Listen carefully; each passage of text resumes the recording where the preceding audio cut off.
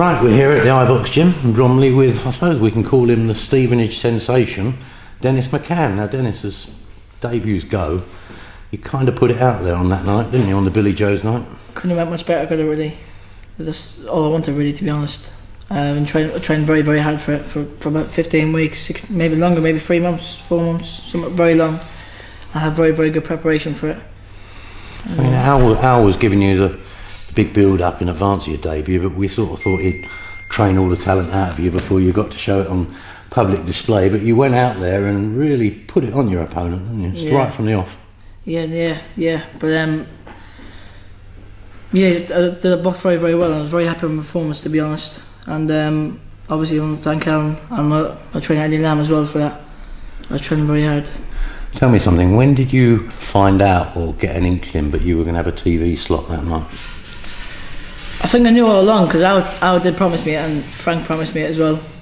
I knew all along, to be honest. I was very happy to get the TV slot, showcase my skills around the whole of the world, really, didn't I? Well, you couldn't have made a bigger statement in front of the TV cameras, couldn't you? I mean, it was spectacular, and it kind of left everyone at ringside kind of going, wow. Yeah.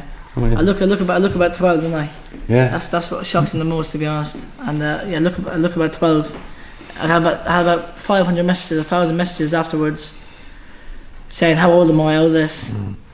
But your opponent probably thought he'd be had up for bullying if he hit you back. Even at the weigh-in, he was laughing and all that. He thought I was too young. You know what I mean? He thought he was going to do me. Well, you promised stoppages, and you said you had like 17. Was it 17 straight stoppages as an amateur? 16. So I mean, if you can put people out as an amateur, you're certainly going to do it in these early stages of your professional career. 10 ounce gloves on, big pads as well in the amateurs, head guards, and that as well now. So only 8 ounce gloves on, no head guards, very no pad inside the gloves. It's a lot easier to knock them out, isn't it? Yeah, just what I like. I was going to sort of, an obvious question be if you've ever noticed any difference between the professional game, but I don't really suppose you were in there for long enough really to sort of kind of notice any difference, I think it is quite different, to be honest, but it suits me more because I was always very strong for my weight, and in the amateurs you only get 3 rounds and it's all rushy. And it is hard to hurt them, obviously, in the amateurs, and I like hurting people, so I was happy to turn pro. Are you a spiteful little sword outside the ring as well then? Or is it just confined to your boxing? Just inside. I'm a gentleman on the outside, and when I'm in the ring I switch, I turn the gas on. I'm a spiteful. Where do you think you're going to end up weight wise, or do you just think you'll have sort of 2 years at bantam and then just a couple of years at each weight maybe? Hopefully, and you never know, do you? I'm too young, I might fill out. Whatever I am, as we all do. I try and make the lowest one I can.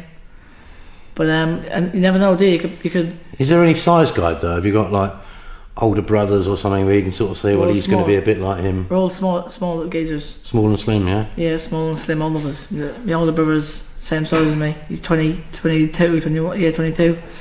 My mum's about there. Really? My dad's 5'10" though, so maybe, hopefully I take his shoes, but I can't see it happening. Yeah, so you might stay at the lighter weights, but you are getting some great work at the lighter weights. I mean, I understand you've done training with Michael Conlon, people like that. What's that like as an experience? Oh, it was good, yeah. I was sharing the ring with them. Yeah, it was very, very good. I enjoy every minute of it. It's a very good experience for me. And it's this little rumour correct, but you're going to be sharing a bill with him soon? Hopefully. Well, that's just... Hopefully I take the show as well then, hopefully. Well, obviously the first things first, you're going on the O2 July 13th for your second fight. Yep. Obviously it's another massive show to be on, isn't it? I expect the same medicine as I got last time, put it that way. Short and sharp.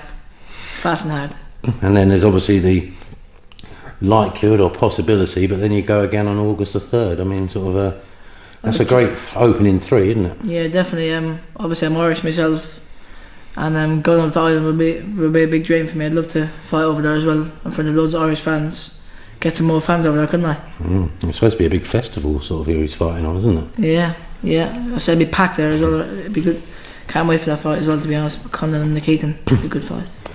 Right, so you said about being Irish, so it's time to got the Dennis McCann story, because you say you're Irish and you're from Maidstone, but you've been living up in Birmingham and Explain it all the way to us. I've been all over the gaff, from Maidstone to Birmingham, back to Sittingbourne. I've been all over the gaff, really, to be honest. But I'm from Ireland originally. What's the reason for all the different locations? Is it your parents' work or? It's travellers, and it's travellers here, innit? Are you a proper traveller? Yeah, but actually move around. Yeah, and I used to. We don't move around anymore, but I used to years ago. What's that like growing up doing that then? It's harder, but wherever I was in Birmingham. I was still getting a train to Repton Gym. I was getting back at 12 o'clock at night. I was leaving at 2 o'clock a day, getting back at 12 o'clock at night. I still always find a way to the gym, no matter what. So you had to show some incredible sort of dedication. Oh yeah, definitely. Since about 11, even 10 years old, I was getting trained and a backpack on my back, on tubes. Very dangerous. I used to sneak off away from my mum and dad. They didn't even have a clue where I was. And I come back and get a bit of a hiding first, but I think you're hiding up a tree or something. Yeah, I didn't have a clue where I was.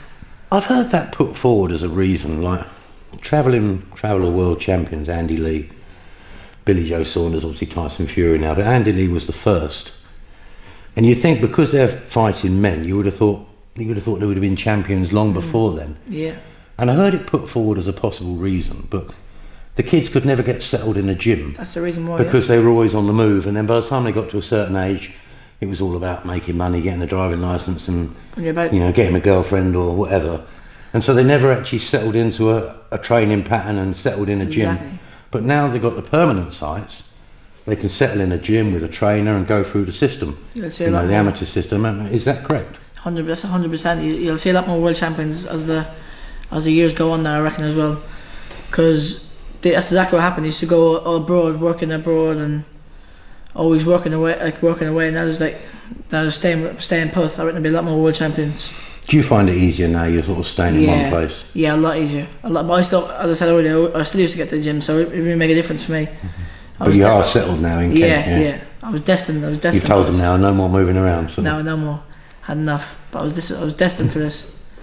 How did that moving around work, education-wise? Did you go to school or just self-taught? I left school when I was about 10. I went to work. Doing what? Like when my dad working with my dad, like roofing and all that carry on. So what sort of level of education did you get up to? I mean, reading, writing? I could read and write. I could always read and write for some reason. I don't know why, but I think I managed to learn myself a bit there. I'm a very good reading writer. I can count money. That's the main thing.